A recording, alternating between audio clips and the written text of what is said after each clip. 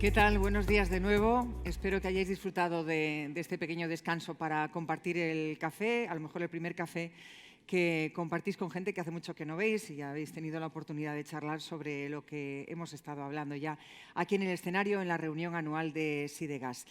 Como decíamos, nos han contado en la mesa anterior, antes de irnos a tomar el café, ha quedado claro, ¿no? Estamos en un momento de profundísimo cambio, de transformación en el sector, de procesos legislativos nacionales y europeos en el marco del Green Deal y el paquete Fit for 55, vamos a hablar de eso precisamente, que van a tener un grandísimo impacto en el sector de la energía, nuestro sector. Voy a presentar ya la siguiente mesa. Como decíamos, se va a hablar de ese gran tema, Fit for 55, Agenda Legislativa Nacional y Europea, Competitividad Industrial. Y van a participar en esta mesa Javier Gándara, presidente de ALA, Alberto Echavarría, secretario general de Aster, Rodrigo Álvarez, director de Energía de Aspapel y Verónica Rivier, presidenta de Gas Industrial. Se va a encargar de moderar esta mesa Álvaro Ballarín, que es jefe del área de Industria y Energía de COE. Recibimos a todos, muchísimas gracias a los 5 y ya os escuchamos. Es vuestro turno.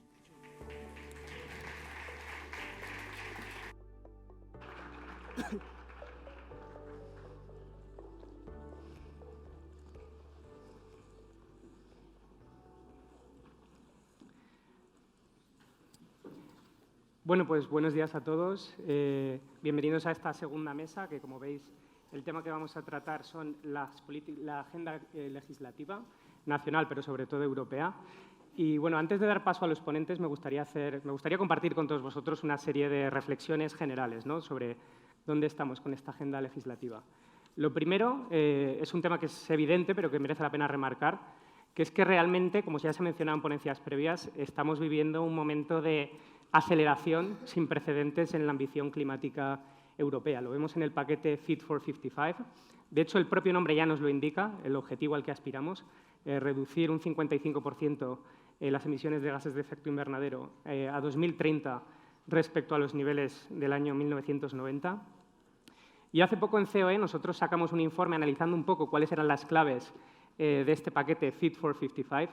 Y realmente la primera clave es simplemente poner en contexto hasta qué punto reducir las emisiones un 55% es un gran reto, ¿no?, para las empresas, para los países.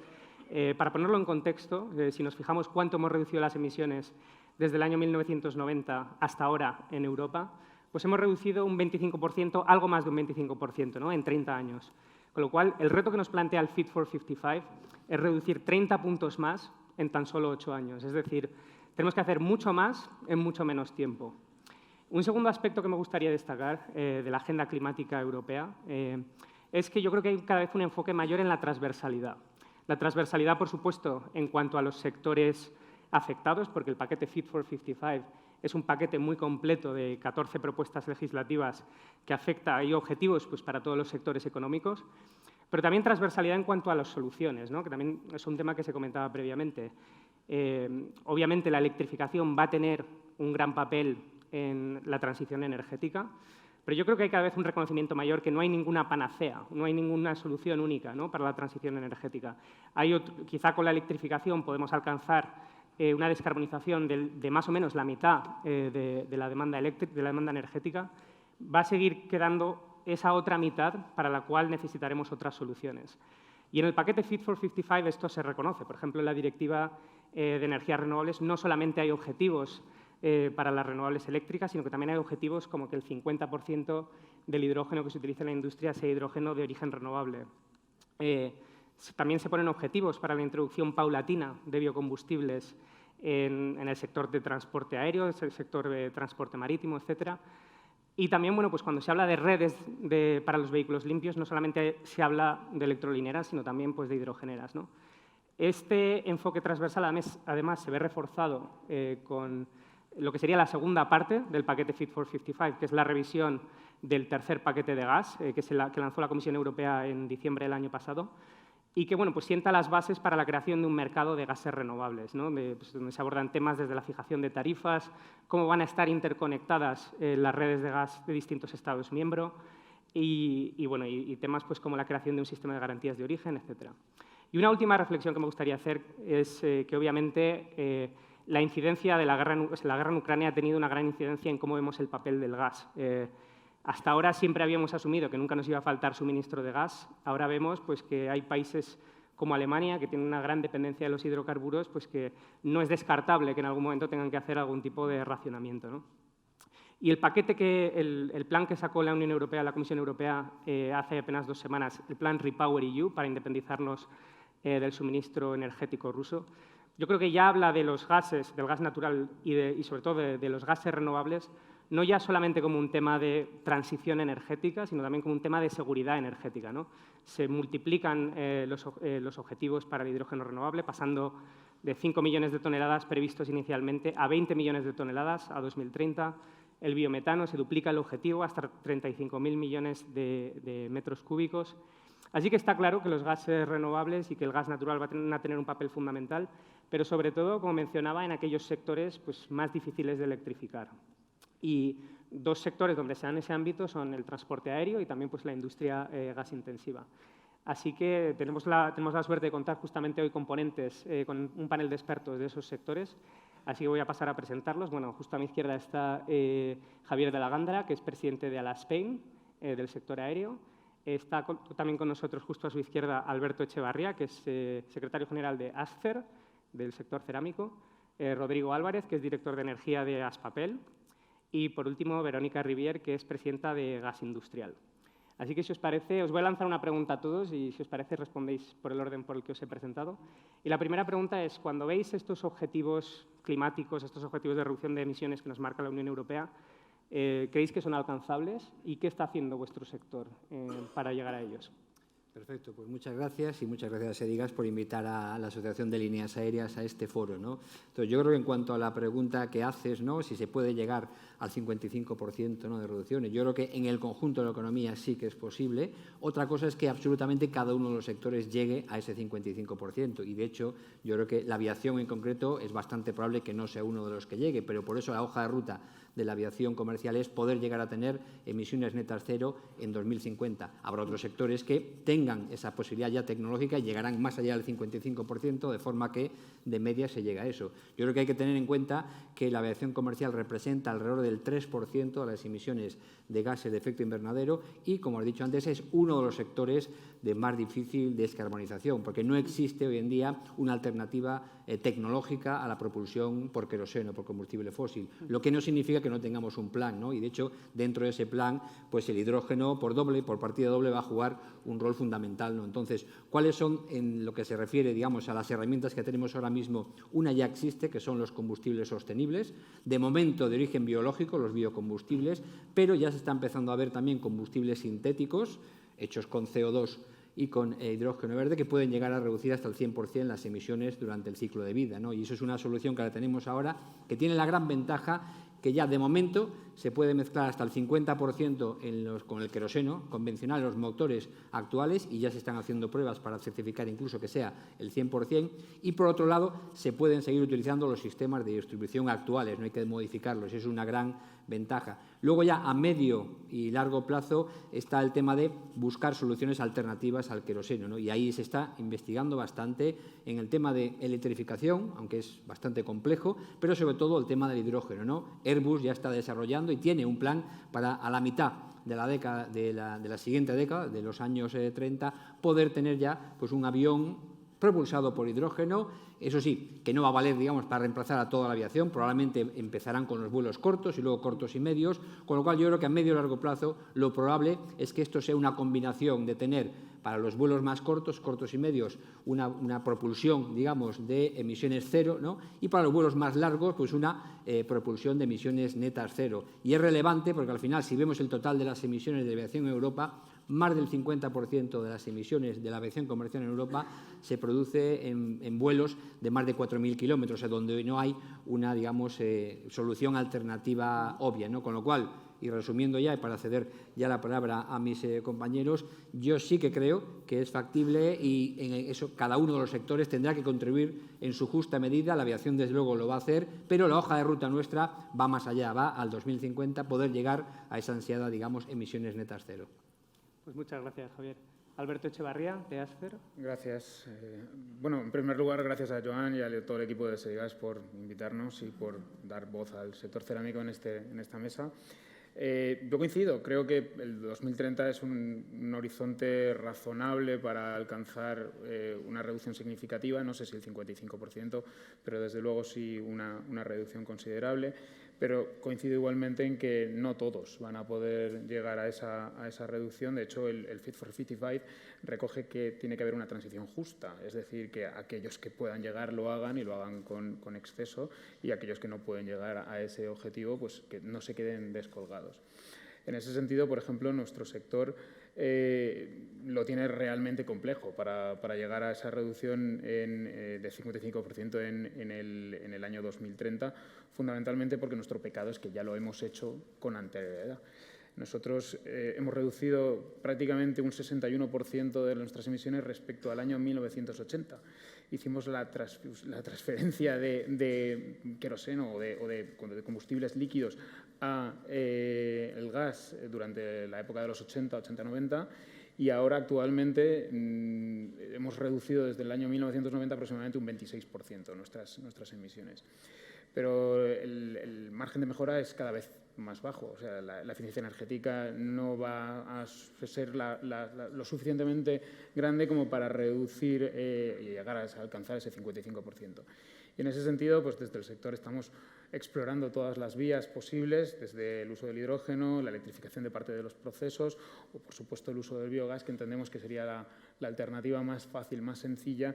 La molécula es la misma y no tendríamos que hacer modificaciones en nuestro CAPEX, en todas nuestras instalaciones.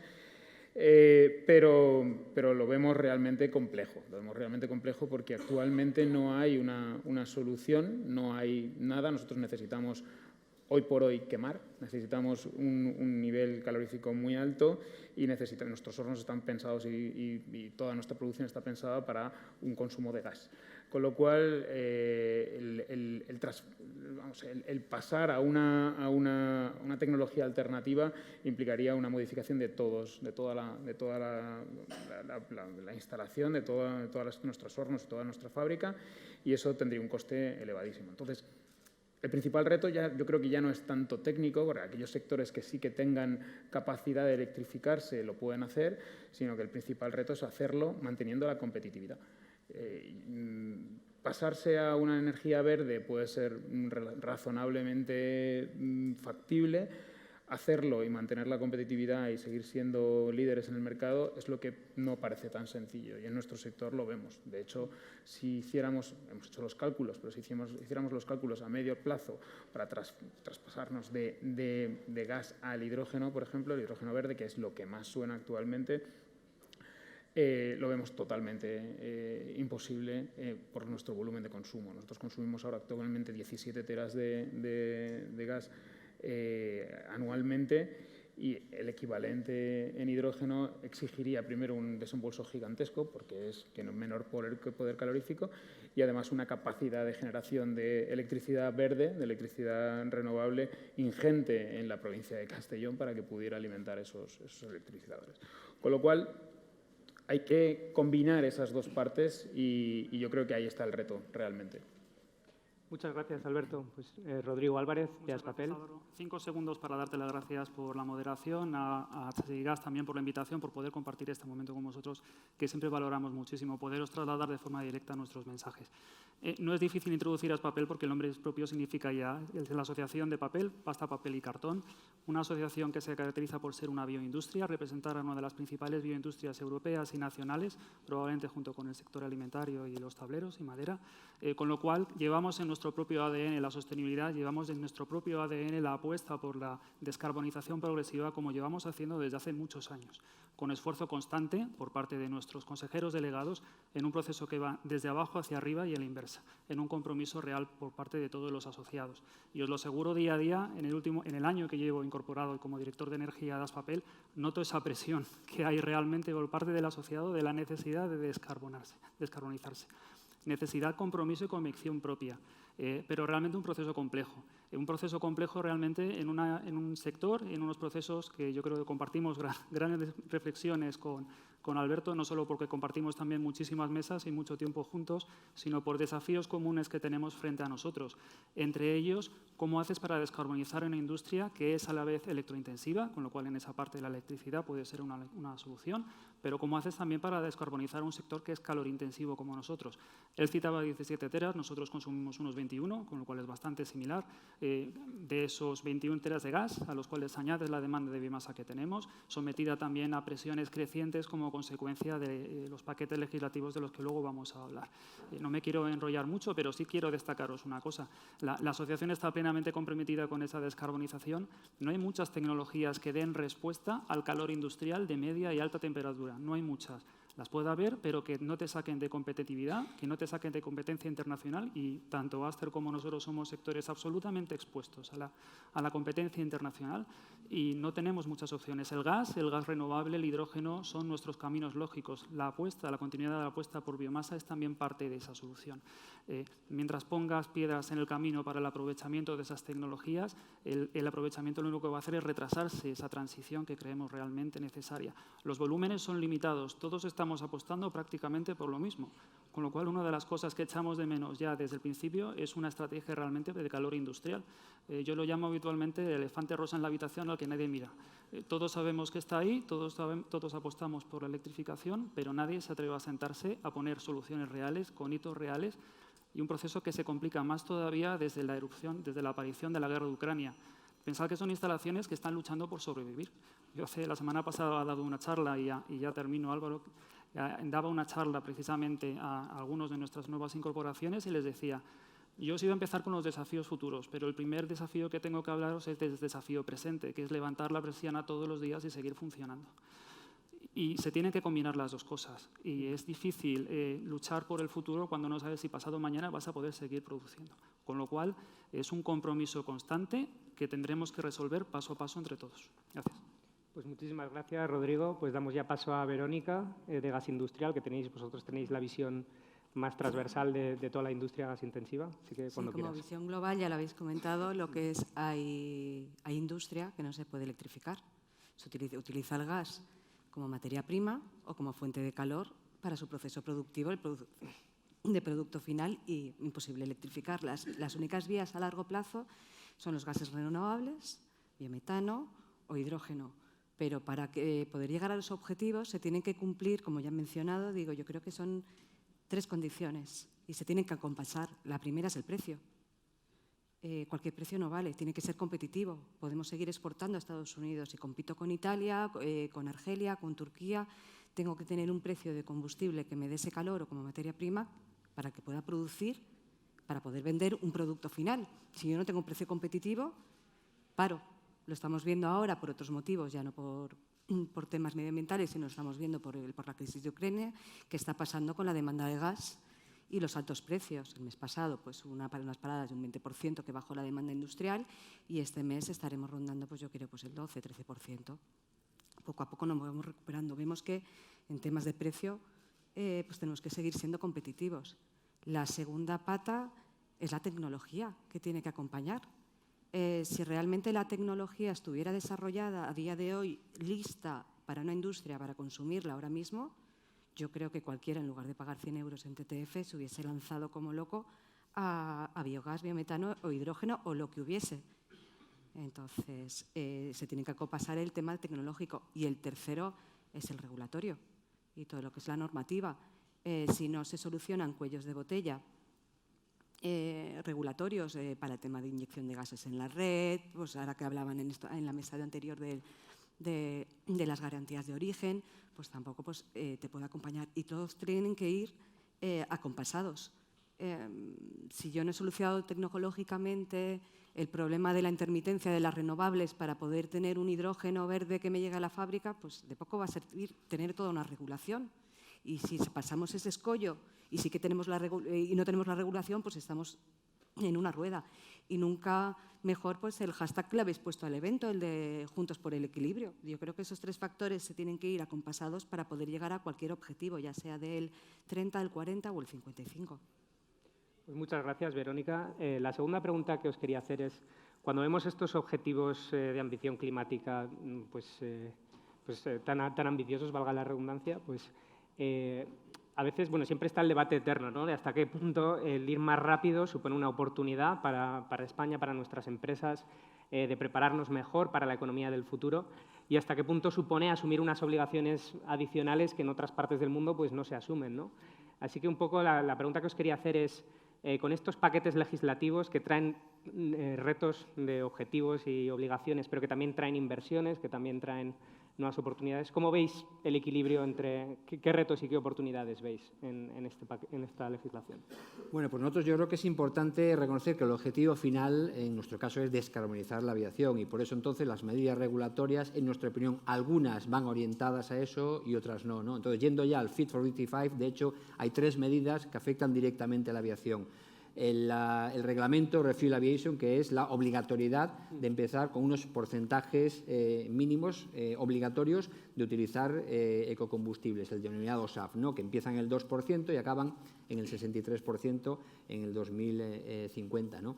Por otro lado está la reforma de la directiva del sistema de derechos de emisión, que la aviación ya es el único modo de transporte que desde hace 10 años está introducida en ese sistema de manera directa, ¿no? Entonces eso, pues entonces, estas 2 primeras medidas nosotros sí que pensamos que contribuyen al objetivo final, y de hecho en el caso del SAF lo que va precisamente es dar seguridad jurídica a la industria para que empiece realmente, porque ¿cuál es el problema del SAF? Que ahora mismo apenas se produce un 0,1% del consumo total de queroseno y su precio oscila entre 3 y 6 veces el del queroseno, con lo cual entonces al tener un reglamento que además va a ser de lo primero que se va a aprobar, que va a obligar, ¿no? Hay una demanda garantizada, incluso muchas compañías aéreas ya tienen compromisos por encima de lo que va a exigir ese reglamento, eso desde luego es un claro paso hacia la descarbonización. Los derechos de emisión, digamos, es otro. Ahí está el gran problema, ¿no?, del hecho de que Europa va a un ritmo distinto, ¿no? Y entonces, si somos más papistas que el Papa, tenemos el riesgo, digamos, de cargarnos la industria aérea aquí en Europa, especialmente en lo que se refiere a los vuelos de largo recorrido.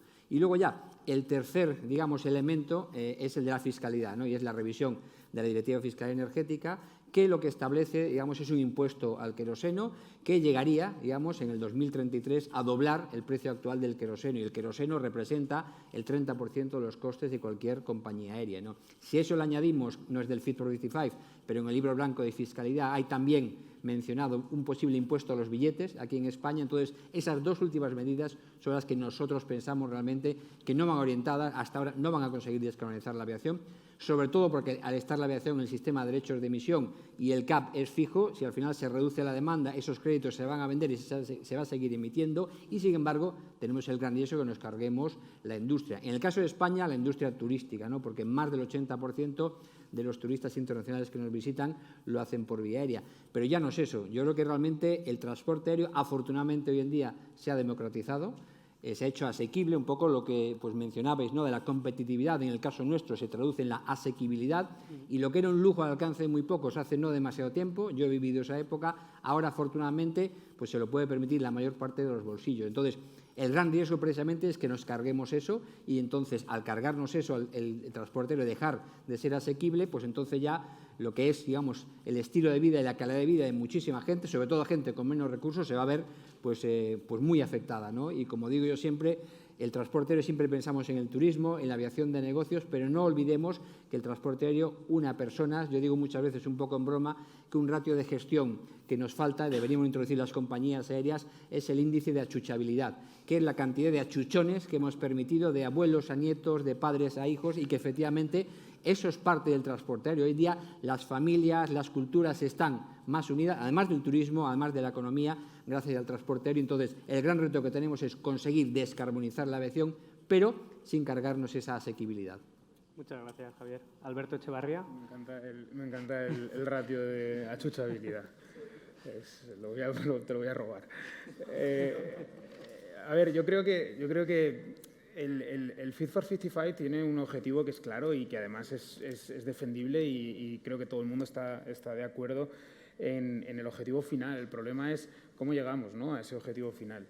El programa se basa fundamentalmente en esas 3 patas, ¿no? O sea, primero la normativa del Reglamento de Comercio de Derechos de Emisión, ahora el CBAM, ¿no?, el ajuste en frontera, y luego pues toda esa regulación o esas normativas que van a ajustar, entre otras lo que comentaba Javier, que es la fiscalidad. hay que tener en cuenta también lo que decía Javier, que es los riesgos, ¿no? ¿Qué va a pasar? O sea, ¿qué puede pasar si no medimos muy bien el cómo vamos a implantar ese programa? En nuestro caso, por ejemplo, y esto es algo que viene de lejos, entendemos que la respuesta o el planteamiento que plantea la Comisión Europea es bastante poco contemporizado, ¿no? O sea, el Fit for 55 llega, se pone en marcha el año pasado, pero llega en un momento en el que ahora mismo todo te lo estás replanteando. O sea, en un momento en el que tenemos un precio del gas disparado, en el que con el REPowerEU se están replanteando también el uso de gas nucleares y carbón, cuando el Fit for 55 recoge la eliminación del carbón como fuente de energía, hace que prácticamente en apenas 6 meses todo esté en duda. Y eso te da un poco una idea de lo lejos que está la Comisión Europea en cuanto a la realidad que vivimos en las industrias, ¿no? En nuestro caso, por ejemplo, la política del Fit for 55, no, en concreto del régimen de comercio de derechos de emisión, nos viene hostigando desde hace muchos años, porque nosotros entramos directamente en ETS desde el principio, y año a año hemos tenido que pagar derechos de emisión. Los derechos de emisión han pasado de ser un elemento incentivador a ser un elemento hostigador, básicamente. Ahora mismo ya todo el mundo, todas las industrias lo han incorporado como un coste. Es, digamos, un peaje que tienes que pagar por producir emitiendo en la Unión Europea. Yo creo que ha perdido un poco el foco. Y, de hecho, si tú miras las estadísticas, ves que la generación de energía, en concreto de electricidad, a través de ciclos combinados y demás, sí que ha ido reduciendo las emisiones, y ahí ves, y eso es el mensaje que te da la Comisión Europea, que no, que el sistema funciona porque se están reduciendo las emisiones, pero si tú ves las emisiones en industria se mantienen. Bueno, incluso en algún caso crecerán, como el año pasado.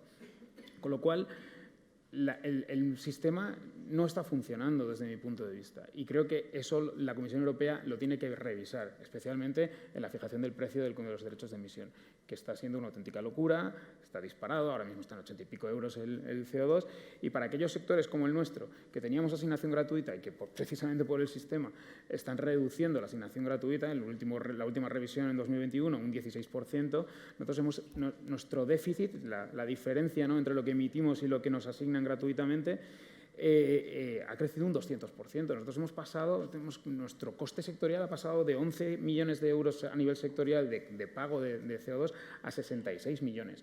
Está siendo un auténtico lastre para las empresas. Entonces, llevar a cabo todas esas renovaciones que tenemos que llevar a cabo para ajustarnos a ese objetivo del 55% en un contexto normal, pues lo puedes defender. En un contexto como el actual es muy complicado.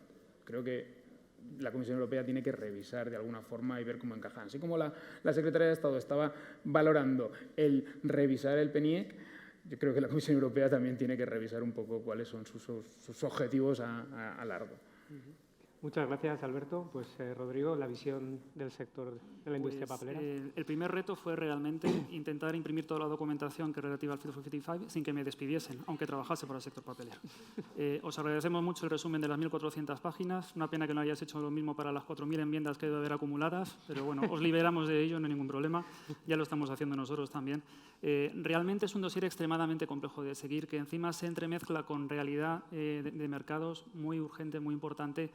No deberíamos perder el foco, yo creo que lo comentabais los dos, que el Fit for 55 tenía como objetivo revisar la legislación que se acababa de adoptar hacía 2 o 3 años, todavía en implementación, no os olvidéis, para un nuevo objetivo del 55%. Con lo cual, yo creo que en sí el reto sería llevar a cabo una revisión de todas esas normativas de forma que supongan una solución para la industria que necesita descarbonizarse, que quiere cumplir los objetivos que se le están imponiendo.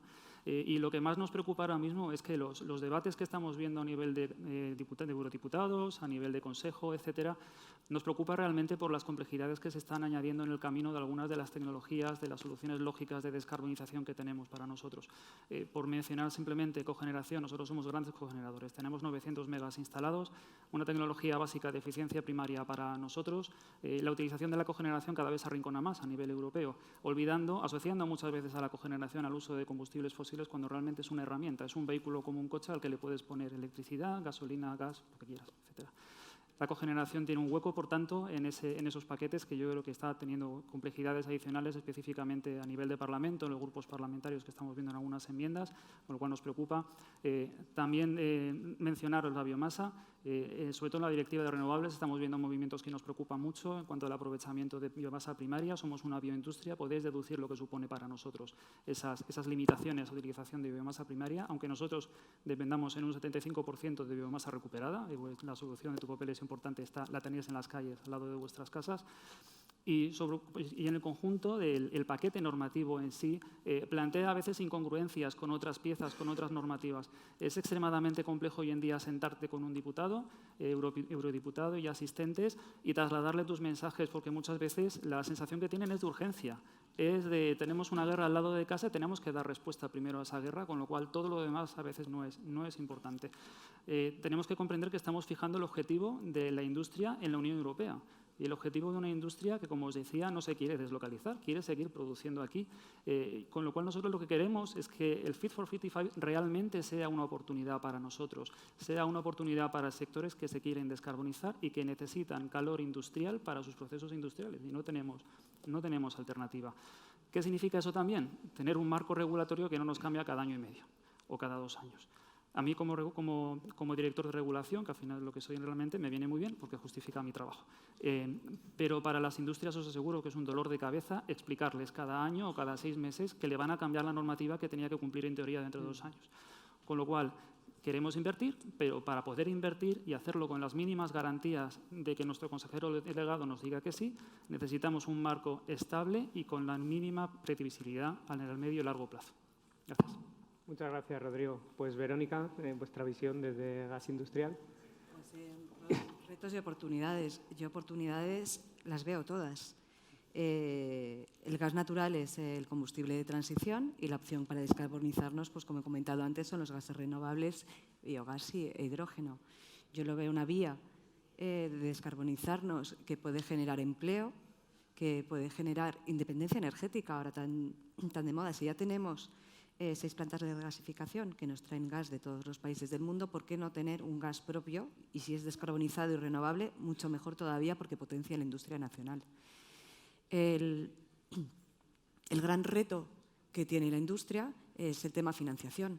Y la largo ya no solamente la industria, desde aguas arriba hasta que llega al consumidor final. Estamos hablando en inversiones en generación, inversiones en transporte, distribución y luego llegar hasta la fábrica, ¿sabes? ¿Qué haces? Pues con hidrógeno, lo tienes que transportar y son inversiones en todos los sectores para cambiar un combustible que ya de por sí a día de hoy es el de transición.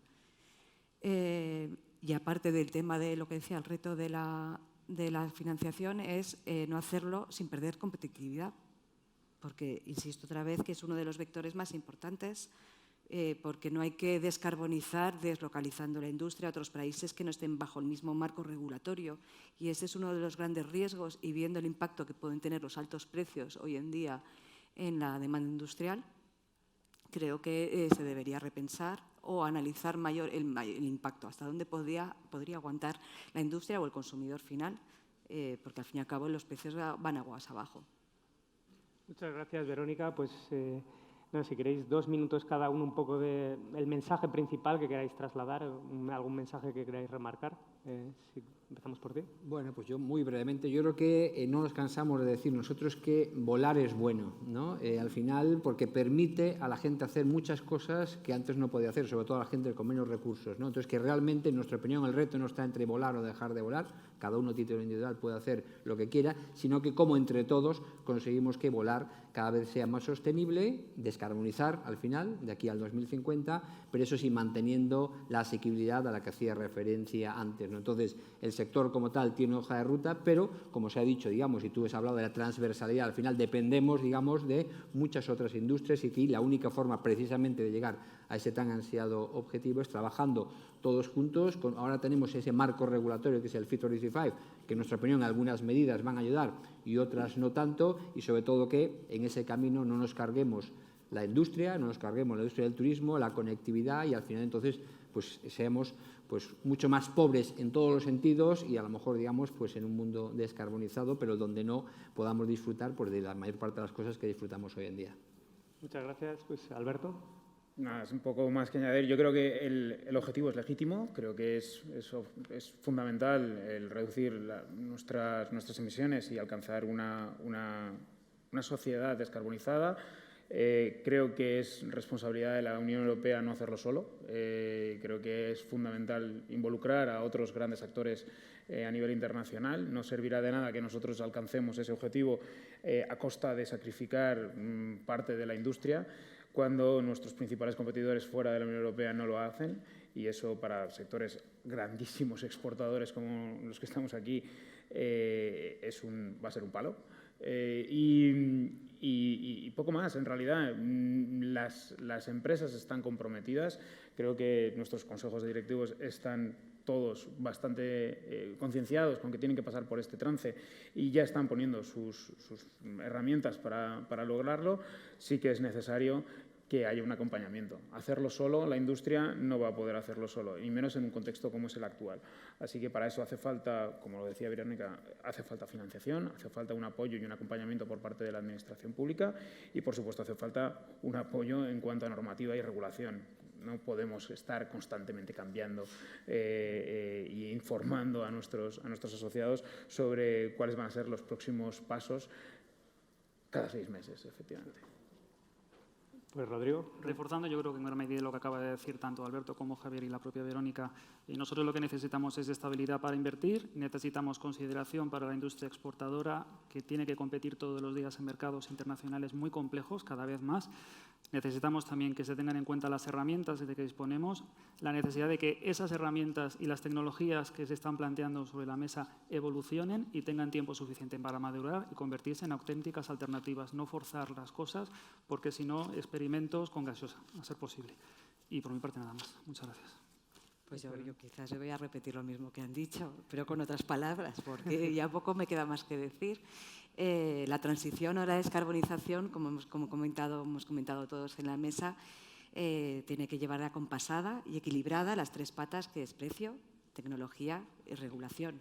Y eso sin que la industria pierda la competitividad, porque si no, ya nos quedamos solos. Pero nada, pues sería ese un poquito el resumen de lo han dicho todo antes. Me he quedado sin palabras. Bueno, pues a menos de que alguno quiera reaccionar a algún comentario de los que ha hecho alguno de los otros ponentes, pues nada, nos ha pasado algo inédito, que es que los ponentes se han ajustado a sus tiempos y por tanto, pues vamos, todavía nos quedan unos minutos. Pues nada, creo que con esto voy a cerrar la mesa un poquito antes de tiempo. Nos han puesto una cuenta atrás ahí en rojo, que no lo veis, es que estáis ahí, claro. Sabes que va parpadeando, pasa de verde a amarillo y ahora ya estaba en rojo. ¿Sabes? Cualquiera no lo sigue. Sí. Acojona, ¿eh?